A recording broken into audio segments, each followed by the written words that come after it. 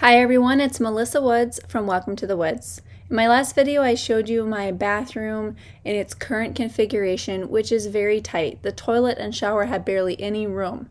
So in this video I'm going to show you how I removed that shower out of this corner so that we can reconfigure the bathroom to be more spacious and usable. Now the first thing to do to take apart the shower was to take off the door. And to be honest, I had no idea how to really take this apart. Upon searching YouTube for videos on how to remove a shower, there weren't any that really looked like mine, and so I was kind of going into this blind. At first, I just unscrewed some of these bolts that were kind of holding the door onto one of the glass panel sides, and they had covers on them that were just these chrome circles. So once I unscrewed these, I tried to lift the door off, but it wasn't quite free yet until I got off all the chrome circle caps, and then it was able to lift off. There was also a little track on the bottom that I lifted the door out of and then removed the plate that guided the door next to one of the glass walls. There was this piece below that was just caulked in place, but I think it was supposed to be screwed down onto the shower pan. Once that was removed, I started working on removing the glass walls. Now, I was not really sure how to get these off. I tried to wiggle them to see if it was just caulking, and it wasn't coming free. So the next thing I did was just cut all the caulk and run a little putty knife, a little metal putty knife with a hammer back behind the channel that holds the shower glass in place, just to see what was holding it to the wall. And as I ran it along, I did find that there were some screws back there, but I could not figure out how to get the glass panel out of the metal channel. So I started to look for other things that might be holding it into place. So I had this bar across the top of the glass doors, and this is what the door glided on. So first at the corner where they met, I just wiggled it out of place. This was easy when I had cut the caulk on the glass panel that was freestanding so that it wiggled a little bit. So I got that metal out of the pocket that it fit in the corner, and then I was able to move it up and down and wiggle it off of the piece that was screwed into the wall. This piece was just a little metal rectangle that had lips on the edges where the bar for the door could actually hook onto it. So once I got the bar off, it was super easy to just unscrew this. Now nothing was left holding the shower in place except for the screws behind the metal channel, and since I couldn't figure out how to access them, I decided to just take my crowbar and very carefully try and pop them out of the wall. They ended up being in drywall anchors, so this did work, and I didn't end up damaging the fiberglass walls of the shower because I was pressing against the wood trim work of the door. If you didn't have something like this there, then what you'd want to do is put a thin piece of wood for your crowbar to press against and distribute the weight as you pry something off the wall. The second glass wall panel went a lot smoother because I figured out how to get the glass out of the metal channel that's screwed into the wall. So here's what you're gonna do. I cut the caulk again, and then this time I found the clear rubber strip that went inside the metal channel and tensioned the glass panel into it and pulled that out. I did see this clear rubber strip on the first door panel, but I just didn't realize that that's what needed to be removed. So trial and error, you guys. I am learning as I go.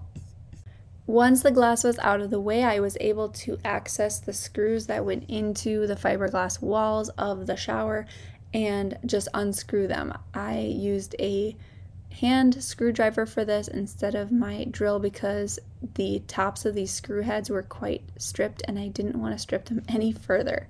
Okay, now let's move on to the inside of the shower. I removed the shower head by just unscrewing the nut, and then now I'm taking off the plate that goes around the shower handle. I could not get this handle off for the life of me, and as I got further into this process, I realized that it didn't actually remove because the drywall had been cut to accommodate it. So That's okay. After fiddling with that for a little while, I just left it and moved on. Now at the top of the shower there was some tile, and they had just put it on with like this grippy paper, so I was able to just pull it off by hand. But if yours was mortar and grouted, then you would need to like chip it off with a crowbar again. So once I got some of the tile down, I was able to access the screws that went through the fiberglass panel down into like wooden supports that were in the wall. So I started to unscrew those also by hand, and the tops of these screw heads were so mashed that I tried to get them out by like pounding my screwdriver with a hammer into the grooves, but it was nearly impossible. Some of them on the sides came out easily with a drill, which you'll see here, but when I was done, I was left with one on the top that was stuck, and it was holding in all of the fiberglass walls. So I had to come in with the big guns, and I used an angle grinder actually to just mow off the top. I just like cut through the top of the metal screw until all the walls of the shower were finally free. Okay, now it was time to move on and do the shower pan. So first I unscrewed the wooden supports that were screwed into the wall studs to support the fiberglass walls of the shower. Those just came out easily with my drill. I also unscrewed the screws that were on the top lip of the shower pan, screwing them into the wall studs. Once all the screws were gone, it was time to remove the drain. Now the drain cap was kind of holding it in place, and when we had the plumber come remove some of the plumbing ahead of this, they actually just cut the drain pipe, so I was able to lift that whole piece out. It was pretty simple, but if you were trying to keep your drain pipe in place, you might need to remove a little more out of the drain cap. So I cut the caulking. I used a flathead screwdriver to kind of pry that up and out, and then I cut the caulking around the base, like along the flooring of the shower pan as well. And at this point I thought it would just lift out easily, but I discovered that the drywall was actually drywalled over like the lip of the pan, and I couldn't get it out fully. So I had to unfortunately break some of the bottom of the drywall. It ended up being okay in my situation because I'm removing this drywall anyway, but if you're trying to remove the shower with minimal damage to your walls, just know that you might have a situation like this where you need to do some patching. So at this point, the shower is fully removed. Hooray!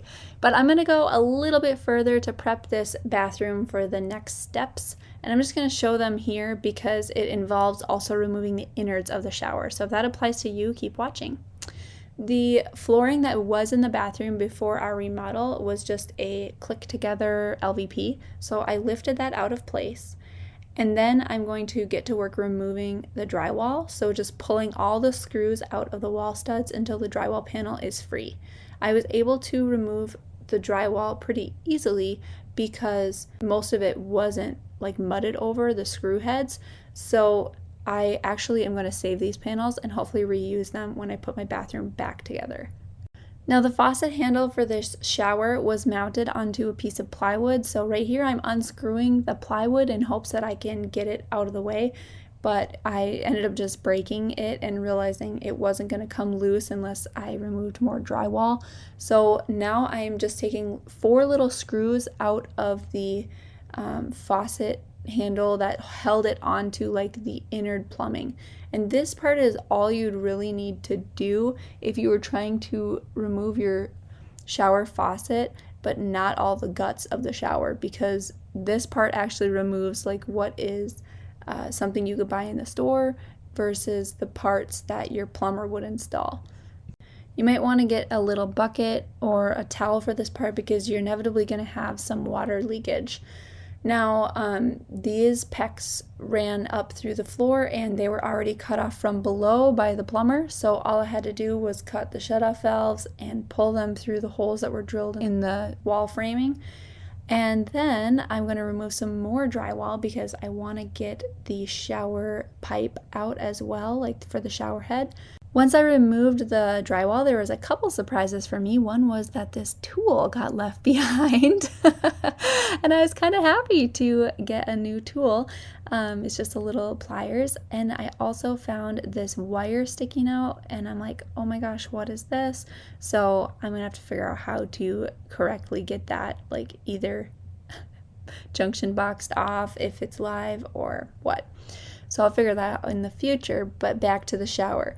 There were just a couple plastic clips that held on the pipe, and so after I had those removed, I could cut the pecs and get all of the innards of the shower out of there. Now I'm finally done, and I hope this video is helpful for you to watch my demolition process so that you can figure out how to take apart a shower yourself. All in all, removing the shower took me 1 day, and it was great because I was able to remove it in a way that was careful enough not to break pieces. Someone else could actually reinstall this. So I listed it on a secondhand site and sold it within a couple days, which made me so happy to see the shower get reused by someone else instead of thrown in a landfill. Thanks so much for watching Welcome to the Woods. Be sure to hit the subscribe button if you want to follow along with the rest of my bathroom remodel. We'll catch you again next week with another video.